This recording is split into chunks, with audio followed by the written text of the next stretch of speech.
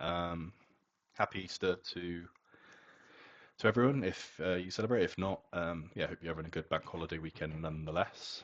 Um, so the idea of like object permanence, I think I've mentioned before, but the specific example I've kind of been thinking about lately is what happens when a lifestyle that I poured everything into and got so fixated on completely goes away. And then kind of what's left after that and how you deal with things. So if you're not aware, I kind of went from being in a position in the end of 2023 to being in a marriage with our own home and a daughter, had a career, and a relatively normal kind of routine that you would expect with that kind of dynamic. What so what ended up happening, which the onus was on me, but over the time that I was in the relationship, again, it's not as a complaint, but like there was no interest from the other side in my side of things, so my family or my friends. Um, and because it was something that I kind of always wanted, and I feel like it should become the priority anyway. Over time, I just did stopped reaching out, stopped socializing with friends I'd had for like 10, 15 years. Kind of stopped doing anything for me. Didn't play football anymore, didn't go to the gym anymore, um, didn't, you know, didn't do anything. It's not like I ever went to like play golf with a friend or I went to any and everything I did was home life, cooking, cleaning, washing, mowing the lawn, bath time, bedtime, reading stories, or usually one-on-one time with Maya on the weekends while her mum was away, um, which again is great. Like on its own, it's not. None of these things. There were things that I wanted, right? You go into that dynamic wanting your own family unit, and you want a daughter or a child. Um, you want a career and stuff. You want to look after your, a house, for example. But what I happened to do, just because everything was so centric around her family, we kind of just got absorbed into her family rather than starting our own unit. Um, like on reflection, it was never our family.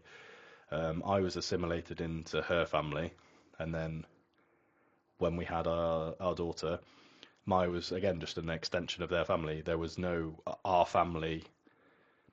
The way that I'd always envision it was like you have a family, and then that becomes your central hub, and then you've got, hopefully both families and friends that kind of you invite in, or you take your family unit elsewhere to sort of engage. The reason I mention that is because when those things go away, which they just did all of a sudden, I kind of realized that my entire life, like 100% of my life, basically disappeared overnight because I wasn't in the house anymore. Obviously, didn't have a relationship anymore due to personal friction and indifferences. Um, I didn't feel comfortable going around to do bath time and bedtime like I had been doing as well. So all those routines and those things that I basically had made my entire personality and life, I suppose, all just disappeared. So there was nothing left. Like it's not like that all went away, but I still have my social, my personal social life, and I still have my personal friends. The friends haven't gone away, but it kind of comes down to this idea of which I've mentioned before of object permanence and my lack thereof. Um, Effectively, if something's not in front of me or I'm not reminded about it,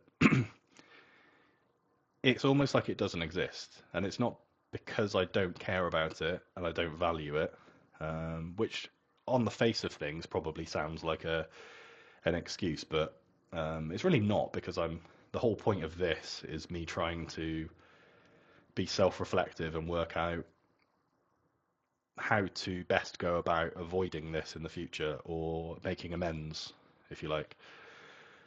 But I guess the best way to approach it is something that I've always, and it makes a lot of sense now with numerous things from like my that I've always had over my entire life that I never really fully understood. Um, Going on holiday was one that it's my first memory of what I now assume to be a case of like object permanence. Was anytime we, for my entire life, this goes for as far back as I can remember, go on holiday, whether it's a day trip, a week trip, it doesn't really matter. I never get excited. I never got excited about, oh, should we go holiday shopping? I never got excited about actually booking the holiday itself. I wasn't really a fan of those timers counting down, um, or going to buy a suntan lotion or booking activities and stuff. And it's not because I didn't care about any of those things, but until something's right in front of me, my brain doesn't process it as real, if that makes sense. Um, so until like it, I remember it so vividly, and it was kind of I don't really understand why I've never really kind of thought about this deeper. I guess I just assume this is just what you know a quirk of mine. But until going on abroad, for example, until the plane touches down, and sometimes when you're on the coach on the way to the resort, all of a sudden I would just have like this complete flood of emotion where like all my stress from home life and work life, whatever it may be, would wash away. Um, I'd go into, we call it holiday mode. But the problem was it went from absolutely nothing, it's binary, from nothing to full holiday mode all of a sudden. So it's quite overwhelming. Um, and like I said, there was none of that. People, it's quite a common saying or feeling is like have something constantly booked that you look forward to because then it helps you, drag you through the tough weeks at work, or if you've got a period where you're unwell, or a number of things, whatever is happening in life. That that doesn't work for me. I could have something every week for the next month, but it doesn't relate to my brain in the same way because until those things are right in front of me, they don't exist. So it's not like that thing where I get like a constant feed of, oh, wow, what a day, or today kind of sucked, but hey, only 5 days until holiday or until a day, bank holiday or whatever it may be, but a birthday. And the thing is, things like birthdays as well, those are like things that they're gonna come round regardless. They can't go away. So my initial thought was, oh, is it something to do with the fact of not wanting to get excited in case something's like the rug's pulled from under you, like a holiday gets cancelled or something happens? Because I think that's like a real, it's kind of a paranoid thought, but it's possible. But a birthday, for example, it works the same way with me. Like that birthday is coming around. Like the fucking Gregorian calendar doesn't stop just because for any reason. Like that's going to come regardless. So, but it was always the same thing. Like Christmases as a kid and stuff. I loved Christmas. Don't get me wrong. But until it's literally in front of my face, until it's time to go to bed on Christmas Eve, um, I wasn't I wasn't excited about it. And then all of a sudden, all of the real excitement that every child has, hopefully, would happen on the morning. And it's like having that flood is always still good. Don't get me wrong, but it is quite jarring, and it's also quite frustrating because I feel like you should, if you have anxiety about which is stress about what's happening or might happen in the future, it'd be also nice, and I feel like what would offset that and balance it is if you also had like oh, I'm gonna see Maya in X days, or my birthday is, or I'm catching up with that friend I haven't seen for coffee, to kind of offset it. So even if you're like anxious, which a lot of people are these days, you can also have like these positive things that kind of battle and hopefully even stuff out, rather than just having permanent anxiety, which is something I need to work on because it's a lot of the time it's not real. It's about what could happen in the future. But then if I've got something good happening, a lot of the time I don't bother to even plan it because it might as well be a billion years away. Even if it's in a week, it might as well be a billion years away. Which I feel is why I've always been quite an impulsive person as well. Like if I'm feeling really low and I'm feeling like I could just do with a win, that's why historically I've been quite impulsive, and part of maybe my reliance on alcohol as well. Parts, parts in the past have been, I just kind of needed something now to pick me up. And I can't rely on, it'll be the weekend in 2 days, and then you don't have to do work, and it's due to be sunny, and maybe you could go and do whatever. I don't have that forethought, if you like. It doesn't kind of ring true with me, and so I just look for something to. I need a pick me up like now, which obviously is not a great relationship, and obviously in that example being extreme, but it could go across to making a microtransaction on an online game, or um, I don't know. There's a multitude of ways. People have their own cruxes and stuff, and like just online shopping is a pretty common one. Clothes shopping or whatever, and you plan to buy stuff and then you send it back because you just need that kind of like hit. There's a bunch of like common ones, but it's obviously none of that is really healthy if relied on too much.